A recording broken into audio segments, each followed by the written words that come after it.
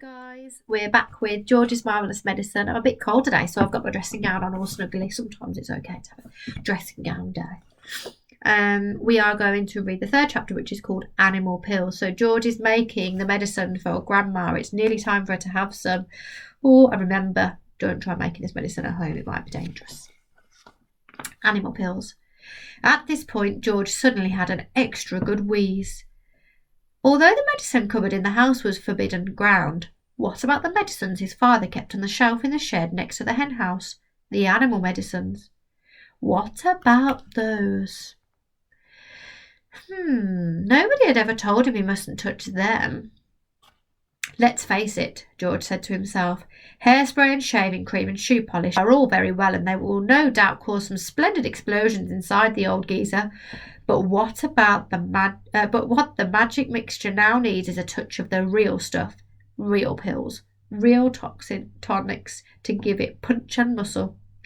George picked up the heavy 3/4 full saucepan and carried it out of the back door. He crossed the farmyard and headed straight for the shed alongside the hen house. He knew his father wouldn't be there. He was out haymaking in one of the meadows. George entered the dusty old shed and put the saucepan on the bench. Then he looked up at the medicine shelf. Can you see him holding the big saucepan and looking at the medicines? There were 5 big bottles there. 2 were full of pills, 2 were full of ruddy stuff, and 1 was full of powder. "Oh, use them all," George said. "Grandma needs them. Boy, does she need them." The first bottle he took down contained an orange-coloured powder. The label said, "For chickens with foul pest, hen gripe, sore beak, scammy legs, coccolitis, egg trouble, broodiness or loss of feathers. Mix 1 spoonful only with each bucket of feed." "Well," George said aloud to himself as he tipped in the whole bottle, "the old bird won't be losing any feathers after she'd had a dose of this." The next bottle he took down had 500 gigantic purple pills in it. "For horses with horse throats," it said on the label. "The horse-throated horse should suck 1 pill twice a day." "Grandma may not have a horse throat," George said, "but she's certainly got a sharp tongue. Maybe they'll cure that instead." Into the saucepan went the 500 gigantic purple pills. Then there was a bottle of thick yellowish liquid. "For cows, bulls and bullocks," the label said. Will cure cowpox, cow mange, crumpled horns, bad breath in bulls, earache, toothache, headache, hoofrache, tailache, and sore udders."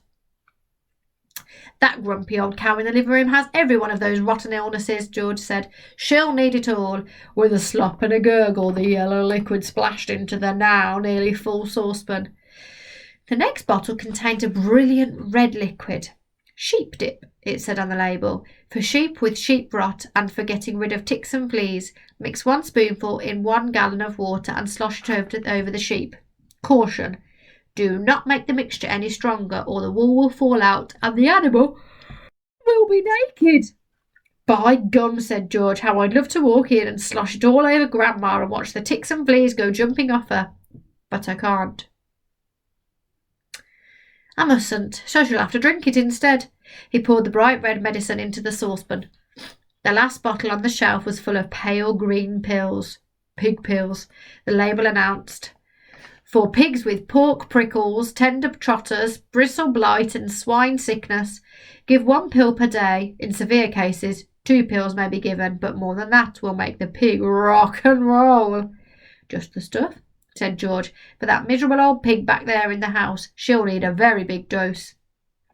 He tipped all the green pills, hundreds and hundreds of them, into the saucepan. There was an old stick lying on the bench that had been used for stirring paint. George picked it up and started to stir his marvellous concoction. The mixture was as thick as cream, and he stirred and stirred. Many wonderful colours rose up from the depths and blended together, pinks, blues, greens, yellows and browns. George went on stirring until it was all well mixed.